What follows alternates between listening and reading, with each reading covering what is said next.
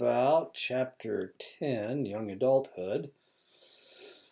I think we're going to talk about sex today, if I'm not mistaken, somewhere in here. We won't worry about it. Anyway, okay, we're going to talk about love anyway. Young adulthood, chapter 10. There we go. I have no idea why I chose this one. Rain on a car. What it means to become an adult, accepting responsibility for oneself, making independent decisions, becoming financially independent. Cultural variations include Israelis must complete 2 years of military service. Once upon a time in the United States, we had exactly the same thing. Everybody had to go into the military. And this was right after World War II, I think. We had a universal draft and everybody had to serve 2 years in the military. Koreans and Chinese shift from being supported by their parents to supporting their parents financially. In traditional cultures, focus is on marriage. In India, the top criteria for adulthood has to do with emotional self-control. Changes in aging, graying hair begins in young adulthood at about 30 years of age, depending on who you are. When I was working up in Montana, I had a very good native friend who was exactly the same age as I was, and he didn't have the first white hair in his head. I was real upset because if you've ever seen me, my hair is completely white. Well, not completely. I have a brown strip down the middle of my head, as weird as that is, and on both sides, my hair is completely white above my ears. Skin becomes looser and wrinkles appear. Of course, I'm 72 years old and I have lots and lots of wrinkles. Cholesterol and fat begin to accumulate as metabolism decreases with age, and this is something you always fight. Immune system ages, reduction of T cells and B cells, making the individual more susceptible to disease, so potentially. And this is one of the reasons why they were saying during the pandemic, and actually the pandemic's not over with, but why they were saying that older people, and especially older people who are immunocompromised, were more susceptible to coronavirus than younger people. And of course, in the beginning, that's what we saw. We saw a lot of 60 and 70-year-olds. We saw it wiping out nursing homes and whatnot. We also saw it affecting people with asthma, affecting people with diabetes, killing them because their immune systems were compromised. And this was really pretty serious. Aging in young adulthood, the hair thins, begins to turn gray, hairline recedes, baldness begins. And if I could show you, what a receding hairline looks like. Your skin wrinkles and it becomes looser. Your thymus gains.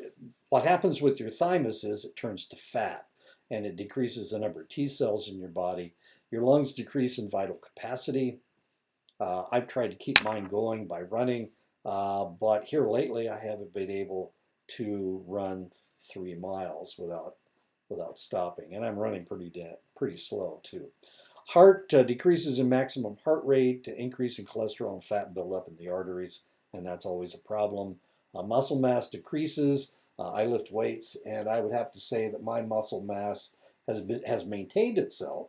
But I will have to admit, when I went to my 50th college reunion, I was about the only one with any arms at all. Everybody else looked like they had chicken arms. I was saying that to Professor Barber the other day, that when I went to my 50th reunion, a lot of chicken arms out there. And people were angry with me because I'd been able to maintain my muscle mass. Well, you got to work at it, or that's going to happen.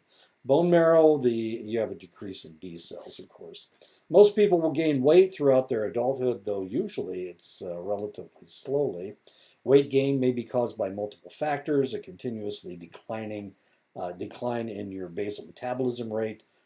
Genetics may dictate that you either stay slender or gain weight. Biology, your diet may not. You may be trying to eat as much food as you used to. Once upon a time, I tried to eat the same foods that I ate when I was younger. I would need 3 meals a day. You need breakfast, lunch, and dinner. Real important to have those meals. Now I very rarely eat more than 2 meals a day. And sometimes I only eat 1 meal a day. That's all I'm hungry for. And it's mainly because, well, I'm fairly sedentary in that um, I teach a lot and I grade a lot and I lecture a lot, and so I'm doing all of these things, and I'm not exercising. I do try to exercise at least once a day.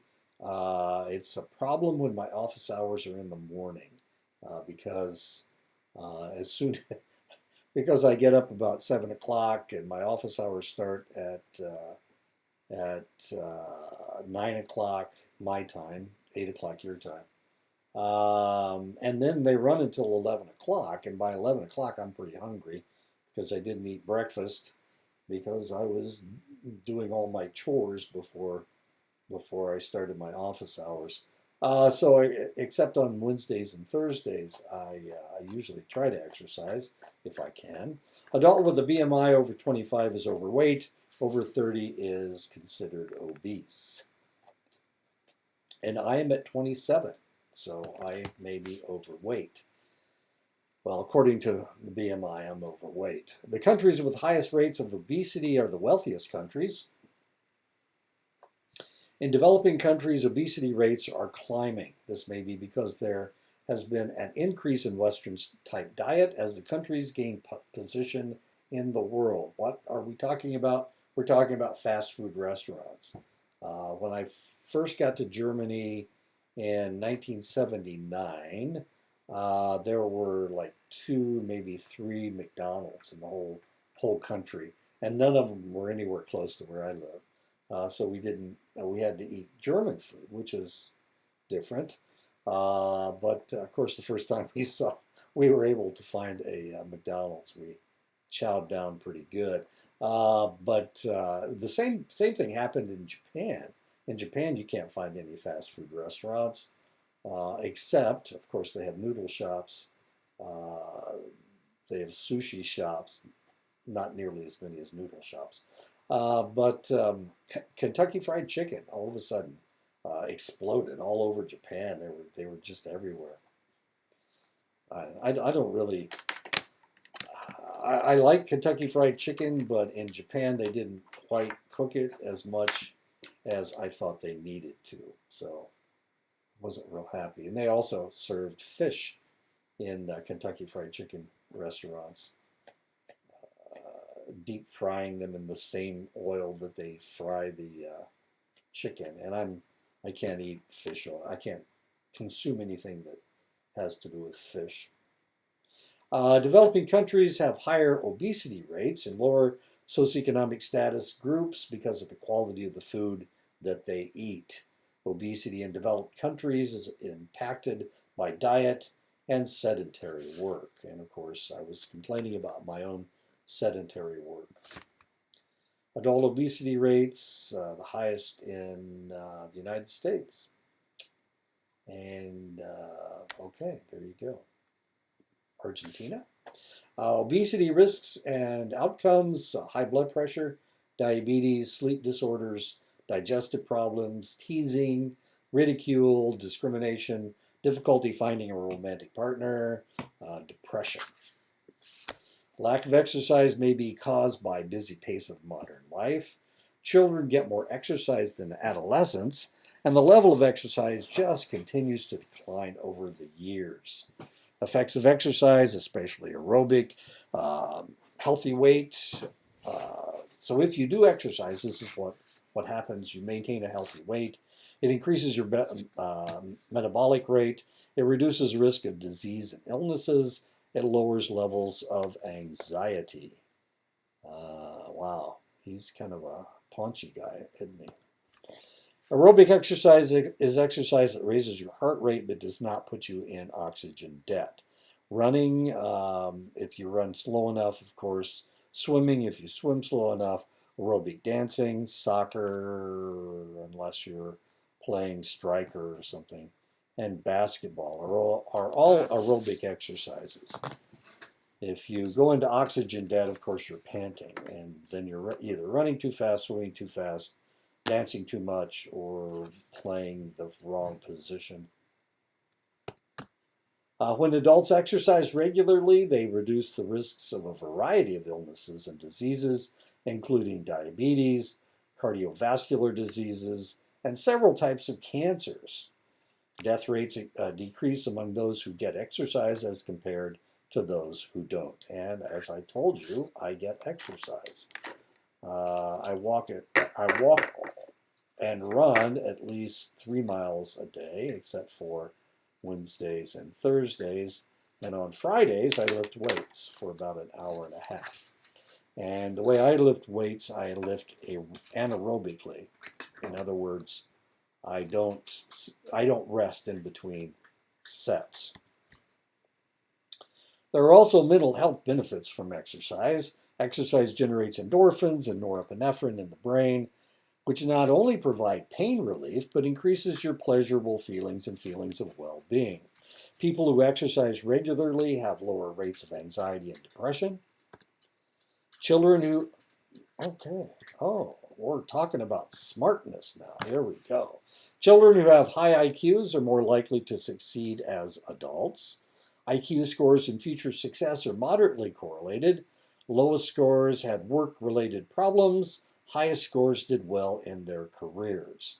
Higher scores, 140 plus, had fewer personal problems and greater occupation successes. Of course, 140 is pretty high. That's genius.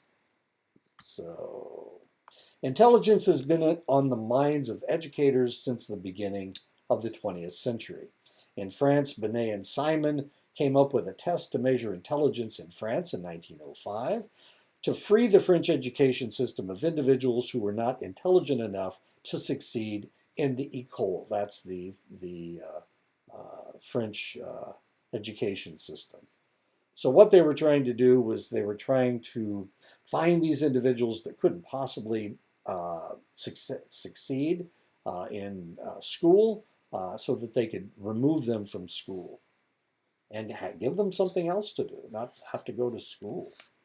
Binet brought the test to the United States in 1913, and it was eventually revised for the United States at Stanford University in California to become the Stanford-Binet IQ test.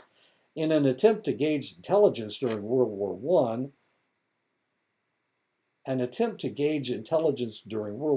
I, was an abysmal failure, and IQ has been struggling to find acceptance ever since.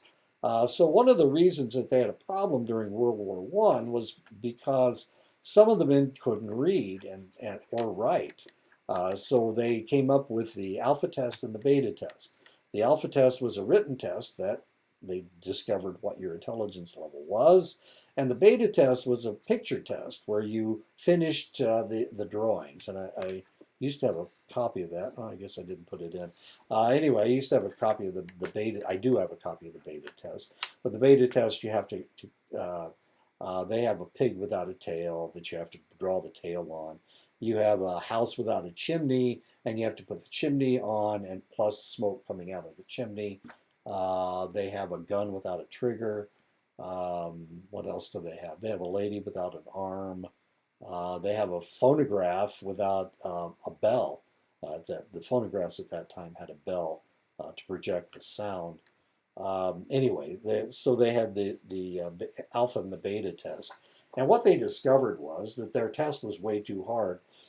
And they determined that most people, that the average soldier during World War I was just above a moron. In other words, they were fairly intellectual. They had a significant intellectual deficit. Now, the reason they were doing this was so that they could determine who should be an officer, who should be enlisted, what job they should have.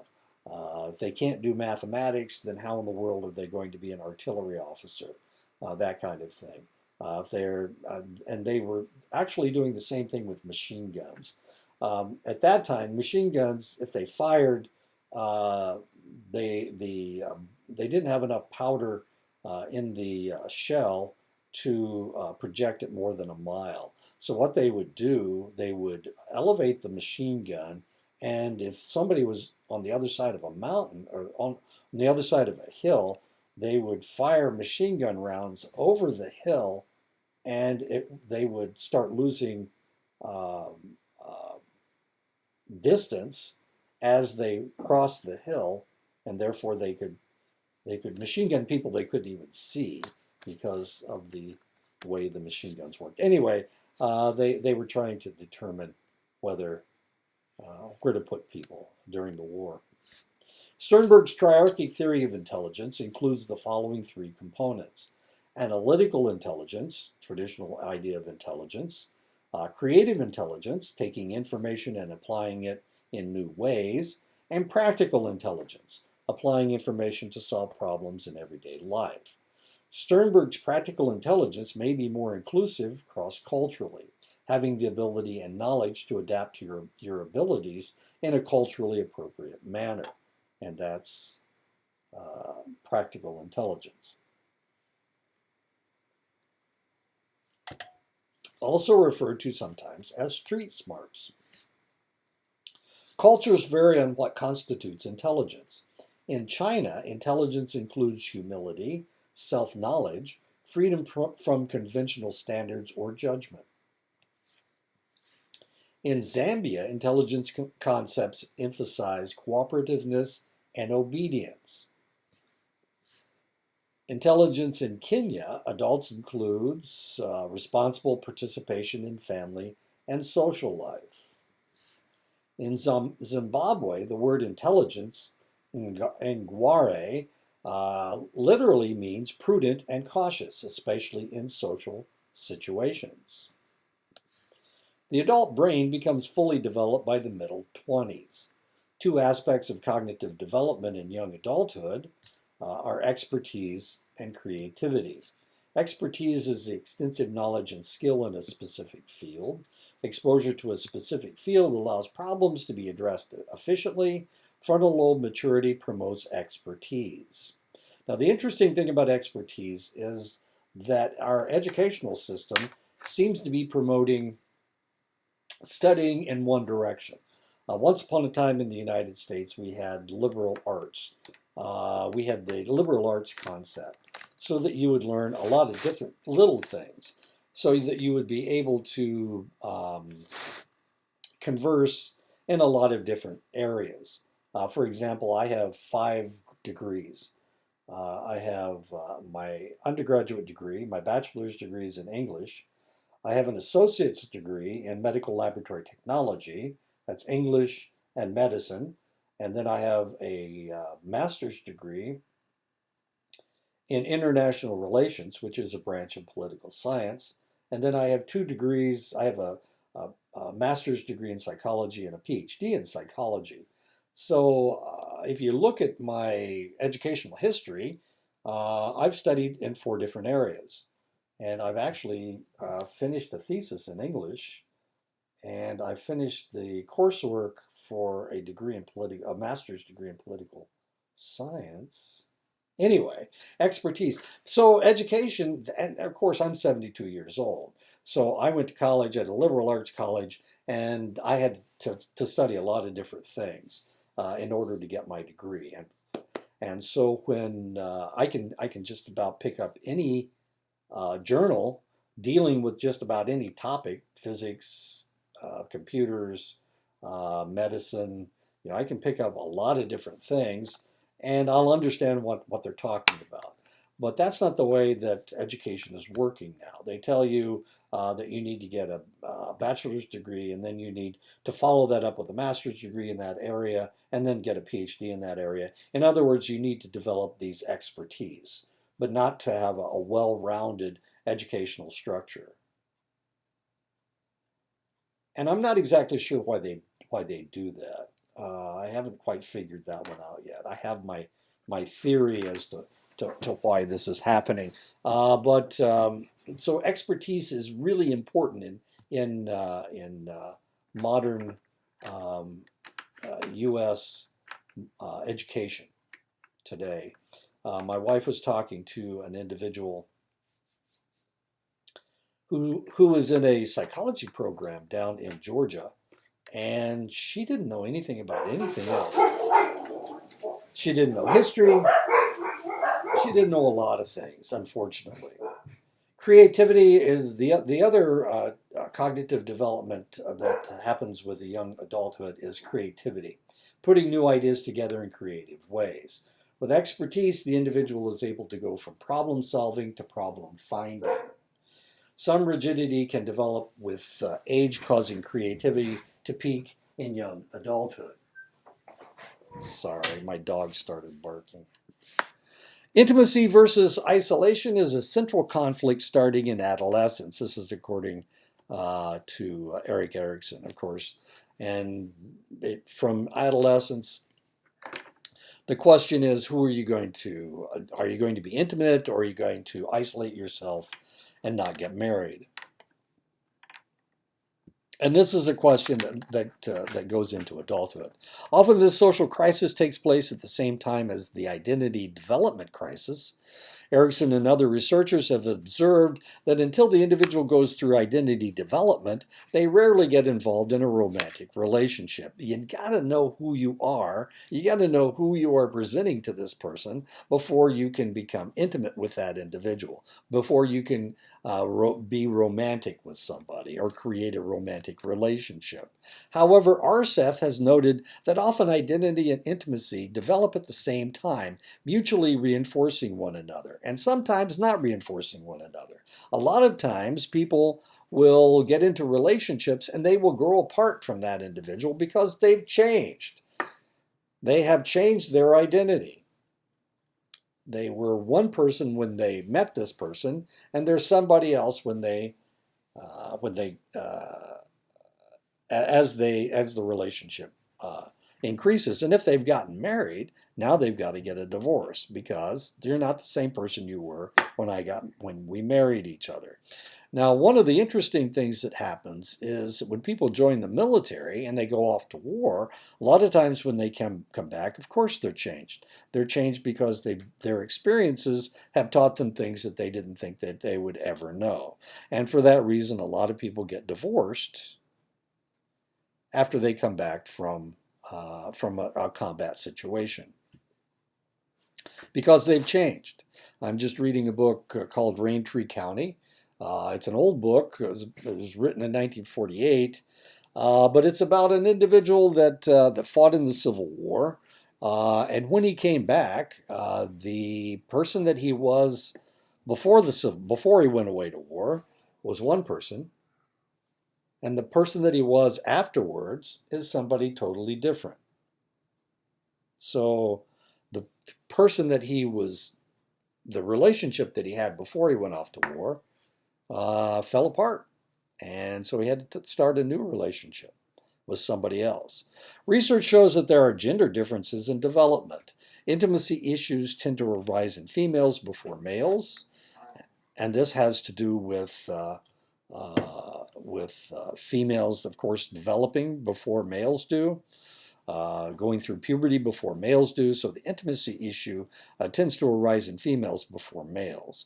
Intimacy often arises before identity for females, so they're not exactly sure who they're going to be. Now, one of the problems with intimacy issues arising earlier in females than in males, this may be one of the reasons why males have a more difficult time committing to a relationship than females do, because they understand intimacy.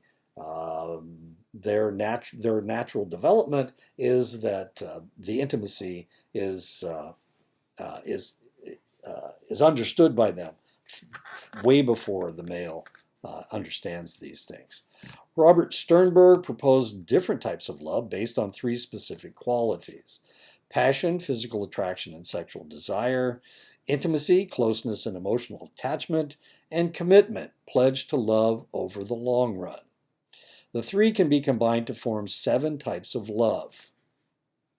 And you can talk about your relationships or talk about what happened to you in high school, but these are the different types of love. And there you go. Are we going to talk about them? Yes, we are. Okay, good. Okay, so that's what it looks like. You've got three, so it's a triangle. You have intimacy, commitment, and passion. In liking, there is intimacy alone without passion or commitment. Most friendships fit this category. You like the person, but you're certainly not passionate with all your friends, and you're not committed to a long-term relationship. Infatuation, passion alone without intimacy or commitment. It involves a great deal of physiological and emotional arousal, a heightened level of sexual desire, no emotional closeness, of course, no enduring commitment.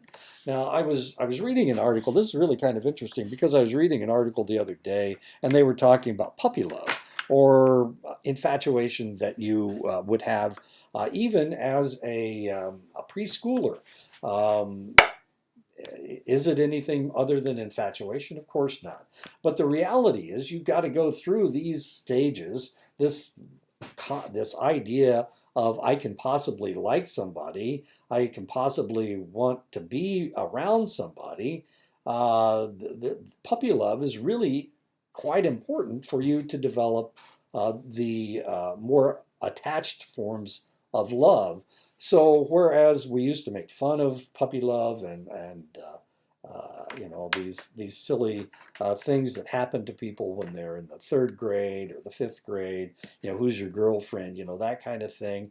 But these are very important to what will happen in the future. That they need this. This is part of the evolutionary process of the concept of love. So you need these things. Now, interestingly enough, I have a niece who, when she was in preschool, she decided that she was going to marry this guy, this other 4-year-old. She was a 4-year-old at the time, and they. So for a whole year, she and this individual pretended that they were a couple, that they were going to get married, and they would. They sat together and they did everything together. They ate lunch together at 4 years old. Then when they went to kindergarten, he went to one kindergarten, she went to another. Eventually, his family moved away this was in Chicago, and his family moved down to Springfield, and of course, my niece stayed in Chicago. But they met when they were in their 20s, and they fell in love, and now they're married. It's a really kind of a curious situation, but it started as an infatuation, as puppy love between two 4-year-olds, as weird as that may seem. Anyway, infatuation. It needs. It's important to the evolution of the concept of romance and love. That's according to this article. Other people just make fun of infatuations. Empty love is where there is commitment alone. There's no passion. There's no intimacy.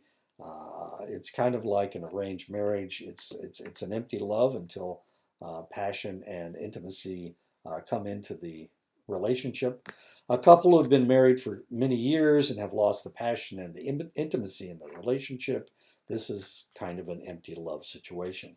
In countries where there are arranged marriages, the early stages of the marriage may tend to be empty. There was that case in Afghanistan, how old was she? 8 years old, 10 years old, something like that. And she married a 50-year-old man.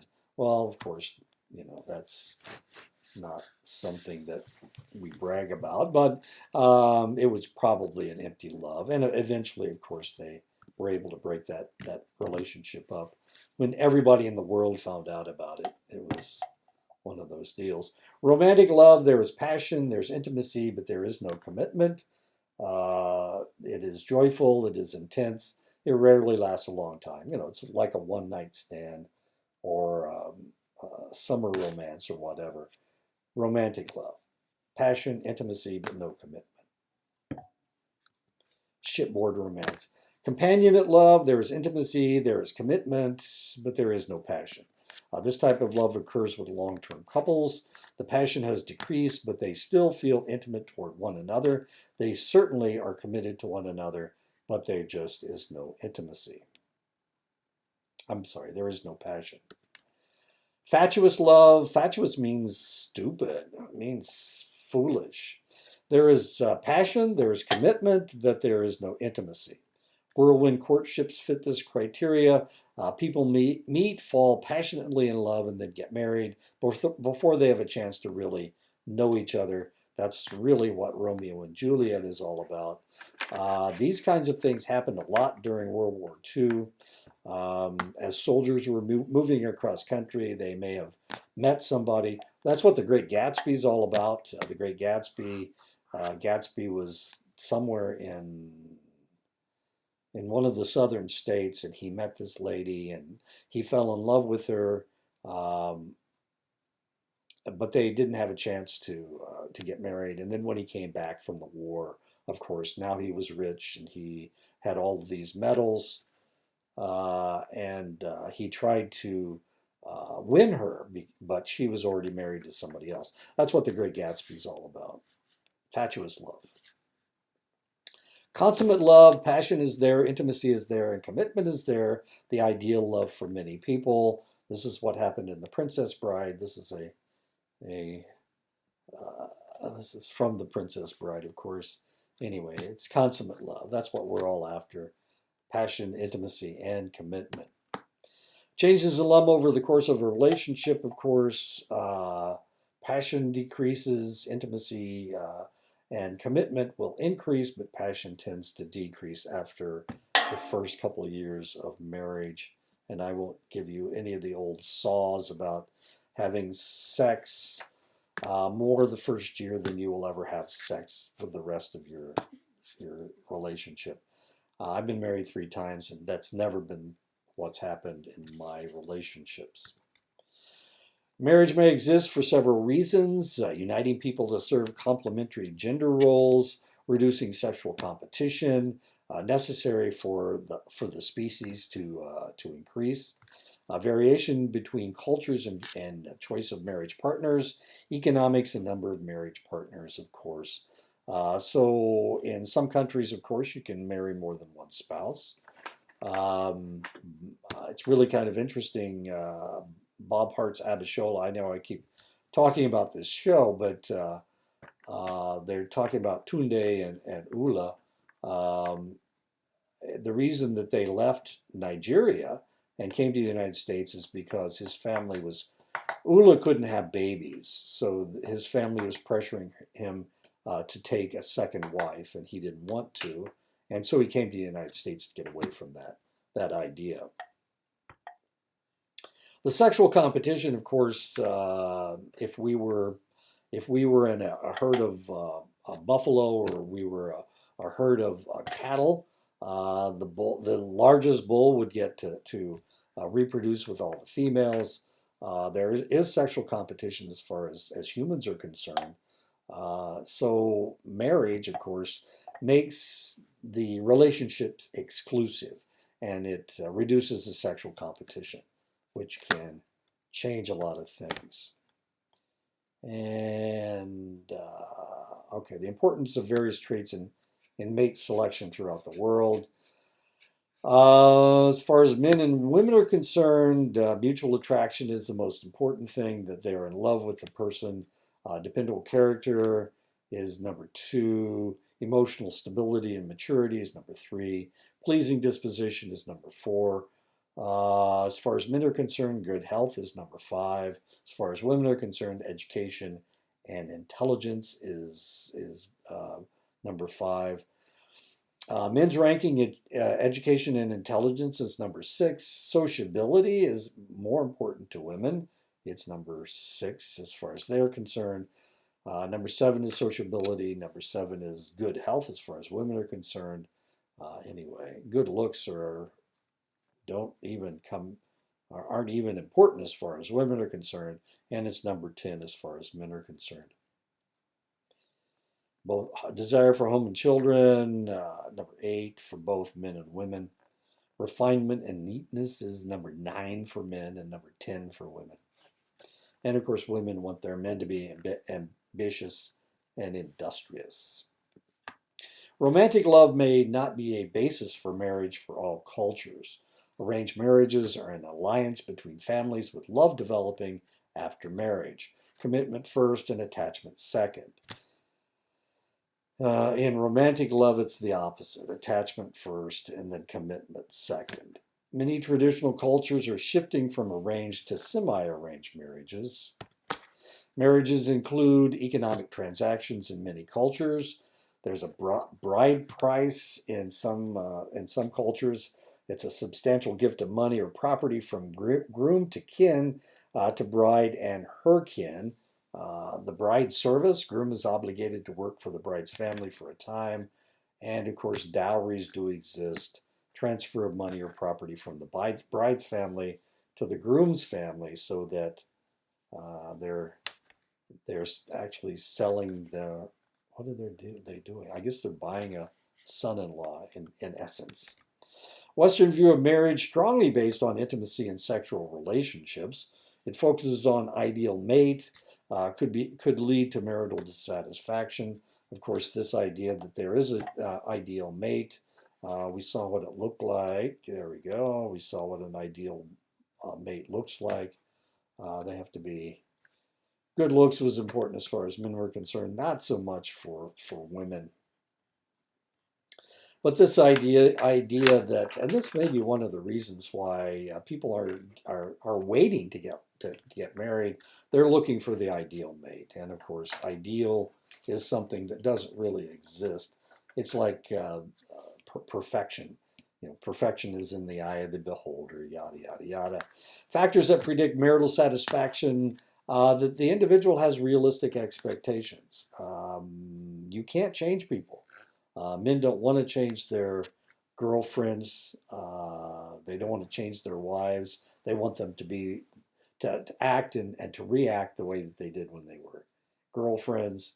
But a lot of women want to change their husbands. They think, oh, he's a drinker and he's a carouser, but I can change him. And the reality is, they need to be a little bit more realistic because he thinks he's going to be the same person when he gets married as he was before he got married.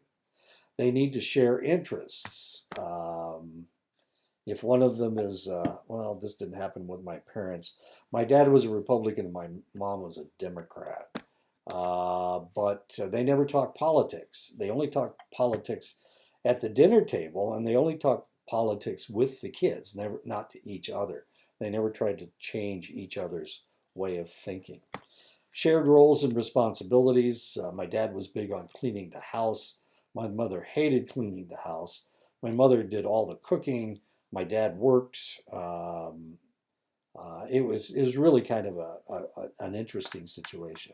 But they shared roles and responsibilities. And they shared power. My mom was in charge of practically everything, and my dad could veto what my mom said. So they shared power.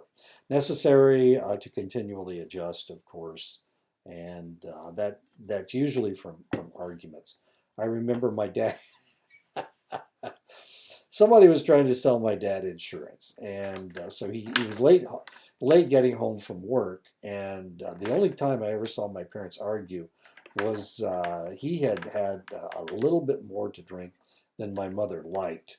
And when he came in and he was just a little bit tipsy, she sent him into the bedroom and she would not let him eat and she would not let him out. And the next day he apologized to everybody. He apologized to us kids. And we were little. I mean, we were small. I was probably 4 or 5 years old. And he apologized to everybody. He said, that'll never happen again. He promised that will never happen again.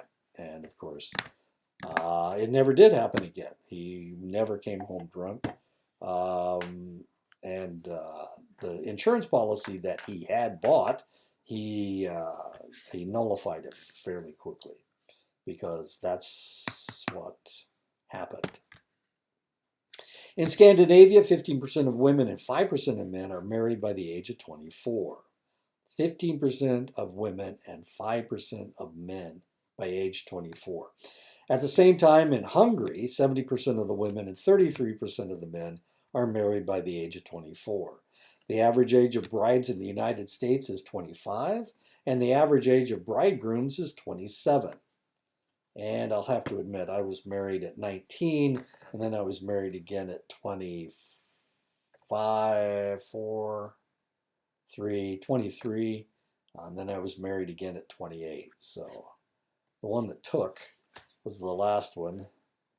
So I was just about on the average. I should have just skipped those first two, except I have 2 kids from it. And I certainly like those kids. They're a lot of fun. 56% of the adult population in the United States are married and living with their spouses. Of people between 25 and 34, 34.7% have never been married. Among African Americans, 53.4% have never been married. There may be a myriad of reasons for this trend, including high unemployment among black males, high level of independence among black females, penalties for having a non-contributing spouse in a household that is supported through any welfare payments. For decades, researchers, and this has been a continuing problem in the black community, is the fact that it's difficult for males to find work. This may be changing in the future. For the longest time in the South, of course, the majority of African Americans live in the South, but for the longest time, of course, a male could not find a job in the South because of prejudice. It's not so bad in the North, not nearly so bad in the North. And in the North, of course, it's very similar to the African American marriage rates are very similar to the white marriage rates. But this may be, hopefully this is changing, the idea that you can't hire a black male because nobody will come into your establishment, nobody will want it to deal with a black male because they're these highly sexualized individuals. Nonsense, of course. And potentially these statistics are an anachronism that will be gone in the future. For decades, researchers have been reporting that married individuals are happier than unmarried individuals, but that no longer seems to be the case. Marriage seems to increase women's stress because of unequal homemaking and childcare responsibilities. In the beginning, the two seem to have different expectations about marriage. Women seek sharing of feelings and confidences. Men tend to express intimacy through sex, practical help, companionship, and doing things together. So men's ideas and women's ideas tend to be different. According to research, married couples have sex more frequently than single people who are not cohabiting. Most couples have more sex in the first year of marriage than they will in any other year during marriage, and I'll have to admit that's probably true. But if you're married for more than 2 years, then if you add up year 2 and year 3, then you've had more sex okay, anyway. As people age, they tend to have sex less than they did when they were younger. Frequency of intercourse seems to be related to a couple's satisfaction with their marriage. 21% of married men and 11.5% of married women report extramarital affairs. Younger adults are more likely to feel that extramarital affairs are acceptable, though 75% of people feel that it is always wrong. Marriage should provide emotional needs of love and intimacy. The soulmate marriage, when the soulmate marriage ends in divorce, the divorce is called an expressive divorce if the marriage doesn't provide self-fulfillment. Belief in self-fulfillment and seeking everything in marriage, the happily ever after scenario, leads to a high divorce rate in the United States. So the soulmate marriage, the happily ever after scenario, these are myths that we tend to maintain in the United States. Until the 1960s and 1970s, divorce laws in most states were very strict. With the liberalization of divorce laws, the number of divorces have increased markedly. And this took place in the 1960s and 1970s. And I know that this happened because I was alive in the 1960s and 1970s, and I got both of my divorces in the early 1970s. I wouldn't have been able to get a divorce in Indiana or Texas. Wait a minute, I got both my divorces in Texas. In Texas in the 1960s, because there was no divorce in Texas in the 1960s. If you didn't want to live with the person that you were married to, you could live apart from her, but you had to take care of her. In other words, you couldn't get a divorce, but you couldn't get rid of her either. Wait a minute. Couldn't get a divorce, and you had to take care of her. So that was the way it was. So there were a lot of people, real unhappy people in the 1950s and 1960s who had no choice but to stay together. The only way they could get a divorce was to move to another state. And this is one of the reasons, if you watch an old movie from the 40s or 50s, and the woman is going to Reno, it's because Nevada had the only liberal divorce laws in the United States. But in order to get a divorce in Reno, you had to become a citizen of the state of Nevada. So you had to move to Nevada for 6 weeks in order to get a divorce. So there were a lot of people that were going to divorce ranches where they would live for 6 weeks, and then they could get a divorce from their spouse. So if you're from New York and you wanted a divorce in 1952, you had to move to Nevada for 6 weeks, take up residence at one of these divorce ranches for 6 weeks, and then you could divorce your spouse in Nevada. But there were some states that didn't recognize a Nevada divorce, or a Mexican divorce. Some people were moving down to Mexico and living for 4 weeks, and then they could get a divorce. So what happened in the 60s and 70s was that the divorce laws all over the United States liberalized. And it's had something to do with a Supreme Court decision, but I don't really remember which one it was. I just remembered I was really happy in the 1970s that I could just go to the courthouse and file for a divorce from my spouse because she was gone. She had left with another guy and moved to Illinois, and I had 2 kids to take care of, and I certainly didn't want to have to send her money. The United States has one of the world's highest divorce rates, but divorce rates have plateaued since the 1980s, and that's because all of those people that were living with each other and were unhappy, that had been living with each other in the 50s and 60s and 70s, now, of course, they could get a divorce. And that's one of the reasons why it plateaued in the 1980s. All those people were getting rid of their spouses. Almost 10% of the population in the United States are currently divorced. Divorces usually occur within the first 10 years of marriage, and that was true of both of my marriages, my first 2 marriages. But I've been married to my wife, my current wife, for it'll be 43 years in June. Causes of divorce include age of marriage, younger than 25, and both of my marriages, I was younger than 25, and both of my spouses were younger than 25 also. But when I got married the 3rd time, I was 28 and my spouse was 26. If your parents are divorced, you're more likely to get divorced yourself because you see it as a viable option.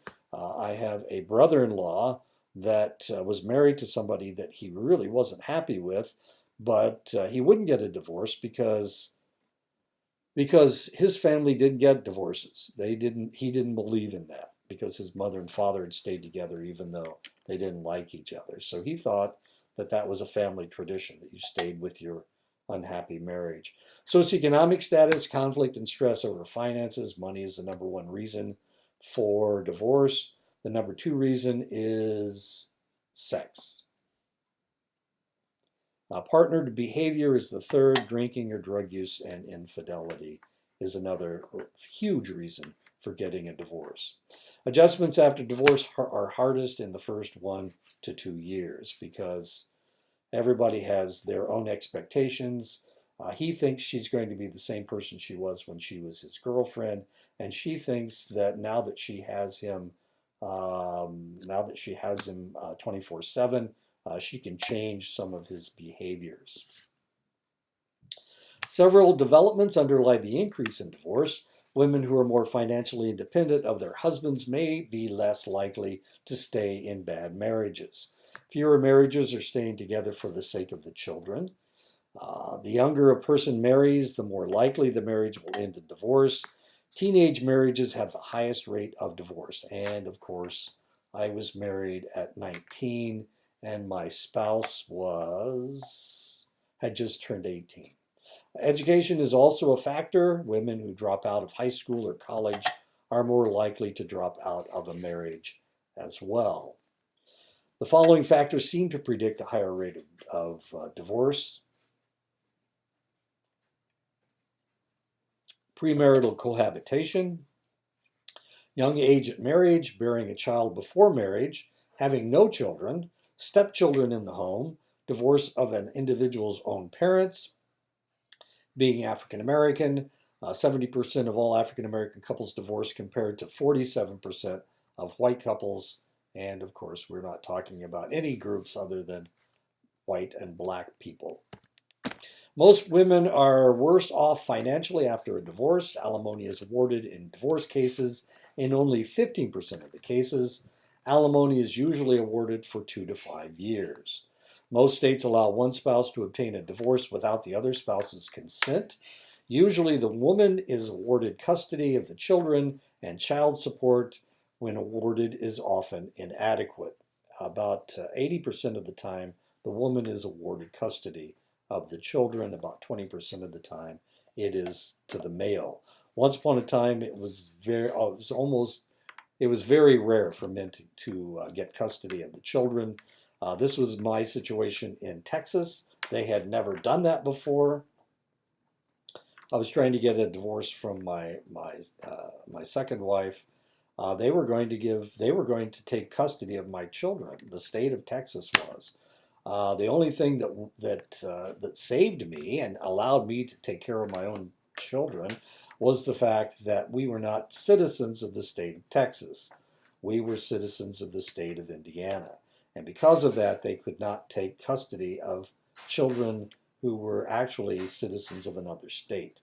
And that's what saved us. I was in the military at the time. And I had no choice. I couldn't go back to Indiana to get a divorce because I wasn't a resident of the state at that point, but I was a citizen of the state because I was in the military. It was a really weird situation. The judge that heard our case was a Baptist minister, and he was very upset that he couldn't seize my children and make them wards of the state of Texas, because he knew that I wasn't going to take care of those kids. He just knew it because he was a Baptist minister, and they're a lot smarter than anybody else. Anyway, I did it anyway. Meanwhile, men's standard of living tends to rise because he is allocating a smaller portion of his income to support his family. More than half the poor families in the United States are headed by single mothers. 80% of these women were once married. No matter how bad a marriage is, divorce is usually accompanied by feelings of failure, blame, hostility, and self-recrimination. This form of stress may result in poor health or even in death. The social stigma to a divorce affects common social activities, unlike the social support a widow tends to receive. So it's a lot easier if your spouse dies than if you divorce your spouse, because society accepts you more readily. The individual who initiates the divorce may feel relief, sadness, guilt, apprehension, and anger, which is better than the victim, who in addition may feel rejection, loss of control, and powerlessness. The worst case scenario for either party is to still remain emotionally connected to the former spouse. Those who do not find a new lover or spouse will experience more emotional distress. For either sex, an active social life helps cut the emotional ties to the ex-spouse. Women of any age are more affected by divorce than men, but especially older women. Divorce peaks in a young adulthood, duration of marriage, there you go. And different races and groups.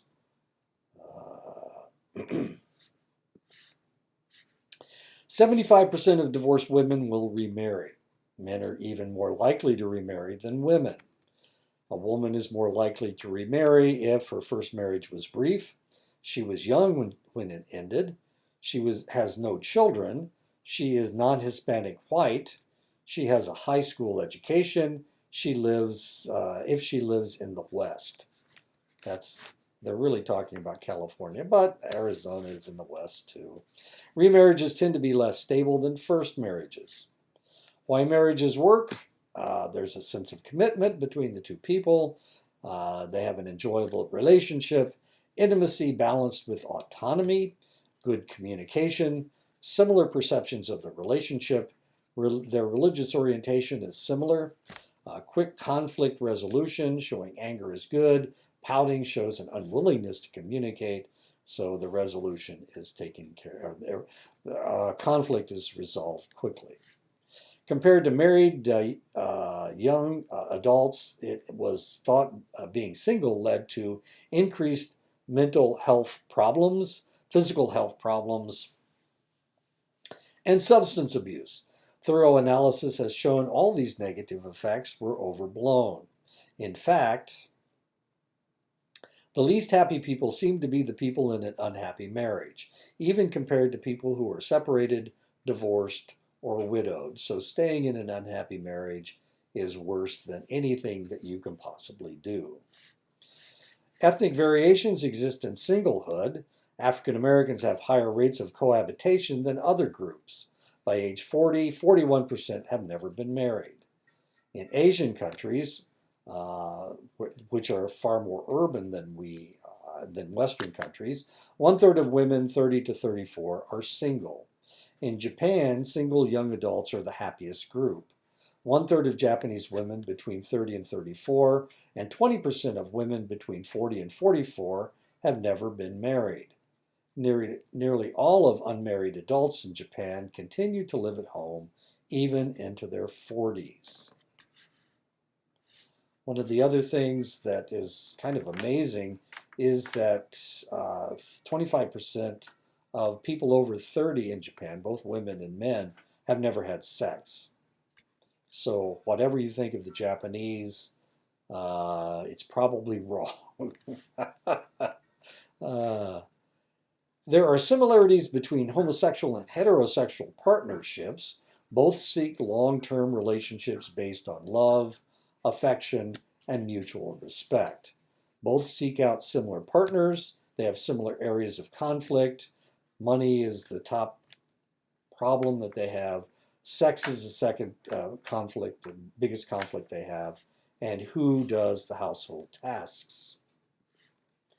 Differences include gay couples have open relationships and tolerate sexual episodes more than lesbian or heterosexual couples. Higher sexual activity among gay couples. Lesbian couples have the lowest frequency of sexual activity. Many differences are fading as acceptance increases. Gay marriage is now legal in the United States, Belgium, Canada, the Netherlands, Spain, Britain, New Zealand, Norway, Switzerland, Sweden, France, Germany, and Denmark. But not in Russia, sorry. Showing my age. Sexual peak occurs during young adulthood. It is more socially accepted during your adult years rather than your adolescent years. There is an implied pressure to have children, of course. Western countries report sexual activity is less about children and more for intimacy. Men report more sexually motivated behaviors than women do. They masturbate more. They stimulate themselves dealing with sex, and they have more sexual thoughts. In traditional countries, becoming a parent is extremely important. Fertility is a goal of a woman, and men enjoy greater status. due to fertility. Women unable to give birth are objects of pity and scorn in traditional countries. In developed countries, parenting is a choice and may not be extremely important. Parents are more likely to be on their own, although there are ethnic group differences that we aren't going to talk about. Views on becoming a parent, advantages and disadvantages. Advantages, giving and receiving love and affection, greater meaning to life, becoming less selfish and learning to sacrifice, satisfaction of helping children learn and grow, greater acceptance as a responsible adult, less fear of death because children will carry on. The disadvantages to becoming a parent, there's the loss of freedom, restrictions on your choices, not enough time for both family and work, less time with spouse or partner, worries over children's health and safety, financial stress, fear that children will turn out badly or unhappy. In traditional cultures, gender roles are well defined and parenting fits the roles. Female roles include running the household, caring for children, and tending the crops or making items that can be sold. The male roles include providing economically for his family. This is in a traditional culture. In developing countries, gender roles are less defined, but women are more likely to have household and child care duties. Across the Western world, about 90% of single parents are single mothers. Single motherhood is higher now than 50 years ago. Rates of single parenthood in the United States runs at around 40%. In the United States, there are ethnic and educational differences. Rates among African Americans runs around 70%. Rates among white females runs around 40%. Single parent households in the United States, this is Arizona, what is that, 35 to 39%, more than 40% in New Mexico, more than 40% in Louisiana, Mississippi, and South Carolina. California is what, 30%, Alaska's 30%, Oregon, Washington, Montana, about 30%. Iowa, where I live, is 25 to 29%. So there you go. Indiana, this is where I'm from. My wife's from Georgia. Georgia is 35 to 39%. Indiana is 30 to 34%. And Iowa is 25 to 29%. Not that that is all that important. Many single mothers cohabit with a father. They may receive assistance from other family members. In some cases, gay and lesbian couples who adopt are considered single parents. True single mothers may have lower income and increased stress. The more support the single mother gets from her own parents and other relatives and friends, the less stress she suffers. My daughter is a single parent, and when she was living in Florida, it was difficult for us to give her support. But now that she's moved to where we live, we can give her all the support that she needs. Percentage of single parent households in the United States by income and race. All about 59%, white about 58%, African American about 82%, Latino about 43%, and all others about 44%. Well, that's low income, isn't it? Okay, middle income, it's about the same, I guess. About the same percentage, I mean. Developing occupational goals can occur through 5 stages, and this is according to Super in 1967. Crystallization, initial stage, usually occurs during adolescence. The individual considers matching your talents with your interests beyond fantasizing and begin to seek information. You no longer want to be a rock star or to be a professional football player or professional basketball player. You have stopped fantasizing and you're starting to seek good information. Specification choices become more focused. You pursue the education and training to obtain your goal. Those of you who are studying psychology, of course, wait a minute, this is what, 240? Okay. If you're in public health or you're in social work or you're in psychology, of course, you've decided what you want to do. You've specified what you want to do, and now you are focusing on this aspect of your education. Implementation, completing education that began in previous stages. The individual must reconcile desires with the job market. As an English teacher, there aren't that many English teachers out there. There aren't other jobs for English teachers except maybe editing something.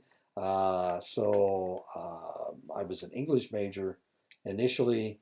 I wanted to be an English teacher. And then when I went into the military, I studied medicine. And while I was in the military, I realized that I needed a master's degree. And the only master's degree, I think I told you, that I took a business class. It was so boring.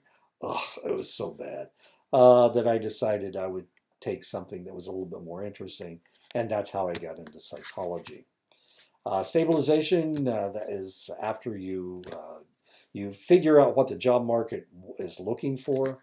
And of course, I had several different directions I could go. I was a lab tech. That's what I did in the service. I could teach English, and I did teach English for a year after I got out of the service. Then I went back into the hospital, and I worked in the emergency room in Omaha. I decided that I got tired of disciplining students, to tell you the truth. I'm not very good at it. I'm not very bossy. I'm not very good at being bossy. So I decided that that teaching at the college level would be a better thing for me to do. Sometimes I spoke beyond what high school students could understand. So I decided that I would become a college professor. And that's when I started teaching college. And it was a lot easier than teaching high school for sure. The job market's not all that good. I was still following my wife around because she was in the service. And eventually she retired, and since then we have moved wherever I had a job. First we moved to Montana. I taught at Fort Belknap College, which is a tribal college in Montana. Then I taught at Salish Kootenai for a year, and then I moved here to Iowa to teach at Ashford University. That's when I finished my PhD. And of course, after Ashford closed, I started teaching at Dene College.